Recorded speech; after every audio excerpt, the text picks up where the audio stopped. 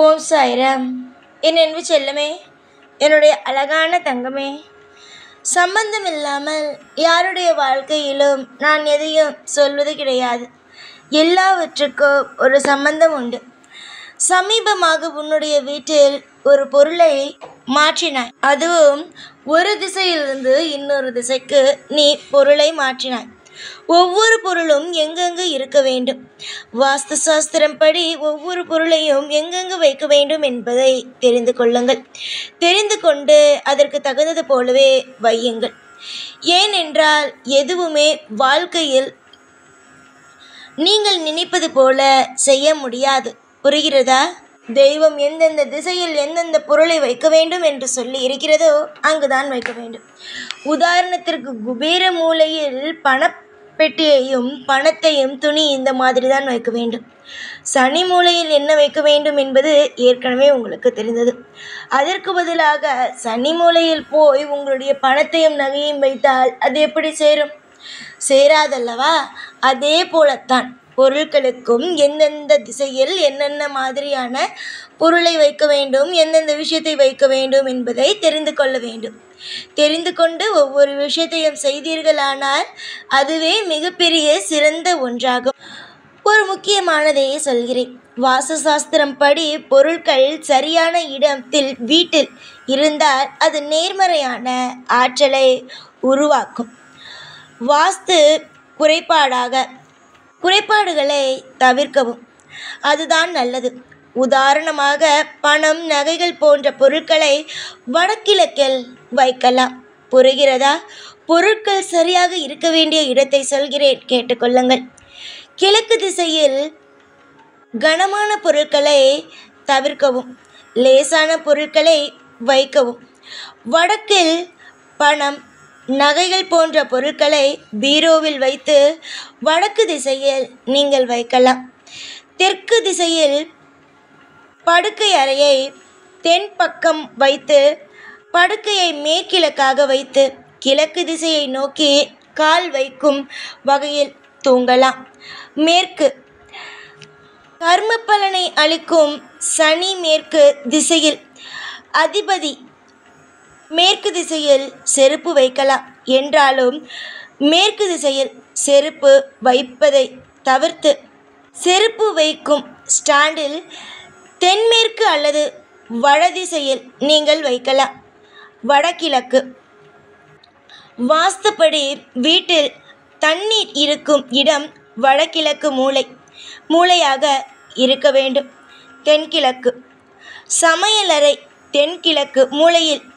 அடுத்து முக்கியமானது, அடுப்பு வைத்து சமைப்பது நல்லது.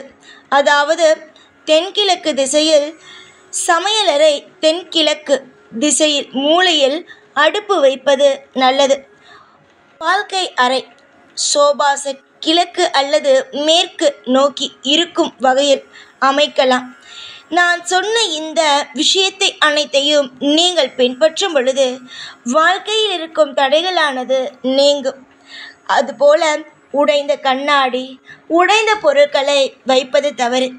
உங்களுக்கு மிக மிக மனதுக்கு நெருக்கமான தெய்வங்கள் சிலையில் இருக்கும் பொழுது அது உடைந்திருந்தால் கூட அது வைக்கக்கூடாது. அழகான விஷயங்களை மட்டுமே தான் வைக்க வேண்டும். எப்பொழுதும் ஒன்று தெரிந்து கொள்ளுங்கள், நீங்கள் செய்வது மட்டும்தான் நல்ல ஒரு விஷயத்தை எடுத்து வந்து தரும். நீங்கள் எல்லாரும் நினைக்கிறீர்கள் மற்றவர்கள் கண் வைப்பதினால்தான் எதிர்மறையான விஷயங்கள் வருகிறது என்று. நீங்கள் சில விஷயத்தை செய்கிறீர்கள் அல்லவா? அதுவுமே நீங்கள் எப்பொழுதும் எல்லா நாளும் பார்த்து செய்வது உங்களுடைய வாழ்க்கையில் நல்லது. வாழ்க்கை என்பது விறுவிறுப்பானது. வாழ்க்கை எப்பொழுதுமே ஒவ்வொரு நாள் ஒவ்வொரு விதமான பாடங்களை சொல்லிக் கொடுக்கும். இன்று உனக்கு இந்த ஒரு வித்தியாசமான சுவாரஸ்யமான விஷயத்தை சொல்லிக் கொடுத்திருக்கிறது. இதை பயன்படுத்தும் பொழுது அதனால் உனக்கு எப்பொழுதும் கெட்டது வராது, நல்லதுதான் வரும். ஏனென்றால் தெய்வம் நீ எந்த ஒரு விஷயத்தை செய்கிறாயோ அந்த விஷயத்தை மாற்றுவதற்காகவும் அந்த விஷயத்தை நீ தெரிந்து கொள்ள வேண்டும் என்பதற்காகவும் தான் ஒவ்வொரு விஷயத்தையும் தெய்வமோ செய்கிறது. ஆனால் நீங்கள் தான் அதை புரிந்து கொள்வது கிடையாது. நம்பிக்கையோடு இருங்கள். சதா சர்வகாலமும் உங்களுக்கு என்னென்ன வேண்டும் என்பதையும், உங்களுடைய வாழ்க்கையில் நீங்கள் என்னென்ன விஷயத்தை செய்கிறீர்கள், எந்தெந்த விஷயத்தை நீங்கள் செய்வது உங்களுக்கு நல்லது, எந்தெந்த விஷயங்கள் நீங்கள் வாழ்க்கையில் செய்வது தவறு என்பது நீங்கள் தெரிந்து கொள்ள வேண்டும். தெரிந்து கொள்ளாமல் இங்கு பல விஷயத்தை செய்வதனால்தான் உங்களுடைய வாழ்க்கையில் சில நேரத்தில் தவறு நடக்கிறது. காலம் உங்களுக்கு மிக மிக நிறைய பாடங்களை சொல்லிக் கொடுத்திருக்கிறது. நான் சொன்னதை விடவே உங்களுடைய வாழ்க்கையில் இருக்கும் ஒவ்வொரு காலகட்டமும் ஒவ்வொரு நாளும் மிகப்பெரிய ஒரு விஷயத்தை உங்களுக்கு சொல்லிக் கொடுத்து கொண்டுதான் இருக்கிறது. இது உங்களுடைய கடைசி நிமிஷம் வரைக்குமே சொல்லிக்கொண்டே தான் இருக்கும். ஏனென்றால் வாழ்க்கை என்பது தொடரக்கூடியது. மற்றவர்கள் எல்லாம் நினைக்கிறார்கள் வாழ்க்கையானது முடியும் இப்படி அப்படி என்று. வாழ்க்கை என்பது உங்களுடைய வாழ்நாள் முழுவதும் உங்களோடு இருப்பது. அதனால் எல்லா நிமிஷத்திலேயும் ஒரே ஒரு விஷயத்தை மட்டும் தெரிந்து கொள்ளுங்கள். கவலைகளை தூக்கி எறியுங்கள். என்னதான் உங்களுக்கு பரீட்சை வந்தாலும் அது அனைத்தையும் நினைத்து சந்தோஷப்பட்டு ஒவ்வொரு விஷயமாக கற்றுக்கொள்ள முயற்சி செய்யுங்கள். உங்களுடைய வாழ்க்கையில் நானே இருப்பேன். ஒவ்வொரு நிமிஷத்திலேயும் ஒவ்வொரு நொடியையும் உங்களுக்காக ஒவ்வொரு விதமாக சொல்லிக் கொடுத்து கொண்டு உங்களுக்கு ஒவ்வொரு நிமிஷத்திலேயும் உங்களுக்கு ஒவ்வொரு அற்புதமான வாழ்க்கையை தருவேன்.